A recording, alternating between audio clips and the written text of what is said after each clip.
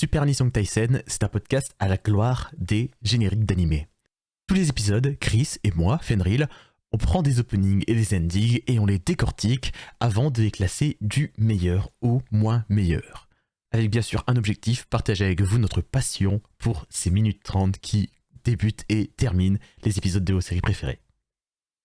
Afin d'éviter les problèmes de droit, ceci n'est qu'un extrait de notre épisode. Vous pouvez retrouver l'épisode complet sur un lien qui vous est donné en description. Et le podcast est également disponible sur toutes les plateformes de podcast audio. Au plaisir de vous retrouver. L'opening de Aoki Ryusei SPT Leisner, et donc SPT Leisner, la comète bleue, un animé de 1986 réalisé par Ryosuke Takahashi, qui plus tard réalisera des séries comme Votoms.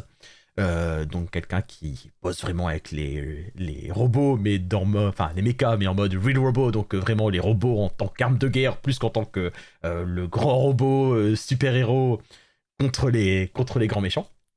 Et donc Leisner qui est une série qui raconte l'histoire d'Eiji dans un futur lointain. Eiji qui est un homme moitié terrien, moitié alien, qui apprend qu'il y a une conspiration qui menace la Terre et qui va vers la Terre et pour prévenir les terriens et essayer de les sauver. Et de là se lance une grande guerre. En résumé, de ce que j'en sais, parce que malheureusement, je n'ai pas vu la série, et ce, malgré un opening que j'aime beaucoup. Chanté par un groupe qui s'appelle Airmail from Nagasaki, qui, à part un nom très très cool, n'a malheureusement pas grand chose d'autre à dire, parce que leur début c'était en 1985, puisque j'ai dit, la série a commencé en 85 et s'est terminée en 86. Leur début c'était en 1985 pour cette chanson qui s'appelle Melos no Yoni Lonely Way. Et concrètement, en 86 ou 87, ils se sont déjà séparés. Est-ce qu'ils ont été rapides, hein. Après n'avoir sorti qu'un mini-album. Une chanson qui est composée par Hideya Nakazaki, qui en plus de Leisner a aussi fait des chansons notamment sur Shinseiki GPX Formula. Je sais pas si tu connais, mais je sais notamment que c'est une série d'un peu de Formule 0, voilà, sur laquelle je sais que notre ami réalisateur de Gundam Seed a bossé. Ou sur des chansons qui ont été utilisées dans des spéciaux de City Hunter. Mais la personne qui va nous intéresser là surtout, c'est la personne qui a écrit les paroles, qui s'appelle Yasushi Akimoto. Ah bon?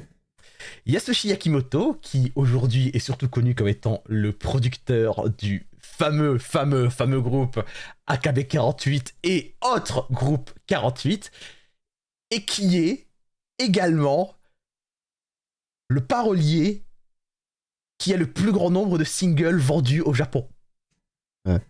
Parce que, à force de chansons écrites, pour AKB48, pour différentes choses, etc., et voilà, forcément, il a... En gros, les ventes totales des singles qu'il a écrits ont dépassé 100 millions de copies. Ce qui est quand même plutôt pas mal. Et pourquoi c'est intéressant aussi? Parce que cette chanson qui s'appelle Lonely Way, Melos no Yoni. Donc, Lonely Way, pas besoin d'expliquer, Melos no Yoni comme Melos. Est-ce que tu connais l'existence de la nouvelle qui s'appelle Cours Melos? Non. Alors, Cours Melos, Hachie Melos, qui d'ailleurs a été, il me semble, adapté aussi dans des versions animées, est un classique de la littérature japonaise qui raconte l'histoire d'un jeune homme qui s'appelle Melos, qui habite dans une ville grecque, et qui, en gros, un jour, il est jeune, il est naïf, il apprend que, basiquement, dans son pays, il y a un tyran, il décide que c'est pas bien qu'il y ait un tyran, donc il faut aller tuer ce tyran. Il se fait choper. Il se doit. Il se fait choper, il va se faire exécuter par ce tyran qui n'a pas foi en l'humanité, qui n'a foi en rien, qui n'a confiance en personne. Sauf que Melos a sa sœur qui va bientôt se marier.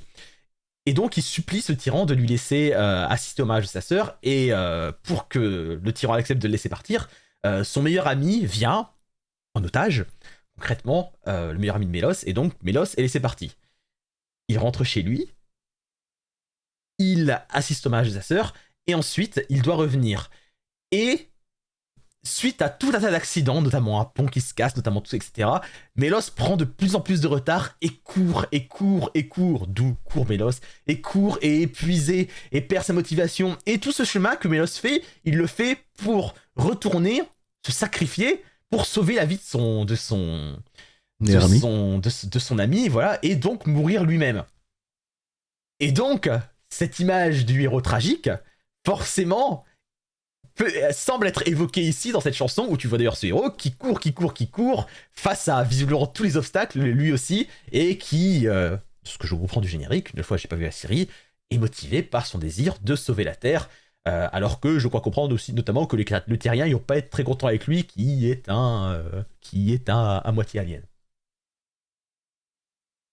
Et cette nouvelle cour Mélos aspirera, voilà, à visiblement marquer Yasushi Yakimoto, parce que en plus de ce Only Way Mélos no Yoni, il écrira une autre chanson pour AKB48 qui s'appelle Mélos no Michi, le chemin de Mélos.